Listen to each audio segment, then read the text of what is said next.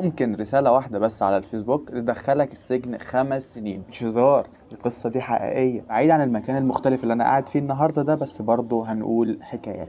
يلا بينا. أحمد شاب عادي شاف صفحة بنت على الفيسبوك عجبته، بدأ يبعت لها رسائل. أول كام رسالة كانوا عاديين، يعني ازيك، عاملة ايه، وحشتيني، الكلام البسيط ده كله. لكن بعد كده الموضوع قلب بقى، وبدأ يبعت لها رسائل مسيئة جدا، يعني مثلا صور وفيديوهات خادشة. البنت خافت، قالت له لا كده اللي انت بتعمله حرام، ما ينفعش. اديله البلوك الجميل. هو يسكت؟ لا، راح دخل عمل حسابات وهمية، وابتدى يبعت لها تاني ويحاول يكلمها. وللأسف كمان البنت كانت خايفة تقول لأهلها، لكن مع الوقت والصدفة جات لها رسالة وباباها كان قاعد جنبيها. البنت ظهر عليها التوتر، باباها سألها فقال لها ايه اللي حصل، فهي راحت قالت له كل التفاصيل اللي كانت موجودة، اللي هي كانت خايفة تقولها قبل كده. الأب استغرب ان في حد ممكن يدخل يبعت فيديوهات خادشة زي كده وكلام يعني ما ينفعش يتقال. أول ما سمع كده طلع على اسم الشرطة اتحركت وراحت لأحمد ده، وراحوا مسكوا تليفونه ففتحوه، لقوا فيه كل الرسائل اللي الراجل ده قال عليها. واحمد بكل بجاحة داخل بيقول لي يا عمي ده مجرد كلام على النت، يعني انا ما عملتش حاجة.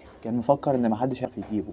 بالعكس، دي معلومة النت موجودة بسكرين، يعني موجودة على التليفون. بالعكس، انت لو شتمت حد في الشارع هتبقى صعب انك تثبتها على قد ما انت ممكن تثبتها على النت. نكمل القصة. واحمد راح عمل ايه؟ قال له يا باشا دي مجرد كلام، يعني انا بالنسبة لي دلوقتي ببعت لها على النت، هي اللي مكبرة الموضوع، القانون غير الكلام. وتم احالته للمحكمة، وهناك بقى متهم في جنحة التحرش الالكتروني. لا وايه، البنت تسكت؟ لا، راحت متهماه قدام القاضي ان هو اعتبر كان بيبتزها ويهددها بالصور اللي معاه والسكرينات اللي هو واخدها عليها. الحكم اللي فاجئ الناس كلها كان 2 سنين حبس وغرامة 100,000 جنيه. لا وإيه، ممكن تزيد ل5 سنين. وتاني حاجة، هتطلع من القضية هتبقى موجود في سجل المتحرشين. كل كلمة بتطلع منك محسوبة عليك، وبالأخص على النت. يعني أنت دلوقتي متخيل إن الإنترنت ده مفيش حد بيراقبه، أو مثلا لو حد قدم عليك بلاغ مش هتبقى زيها زي الواقع. في قوانين ابتدت تطلع إن هي تجرم على الإنترنت، يعني مثلا في ابتزاز، في حد بيهدد حد، وهكذا من القضايا.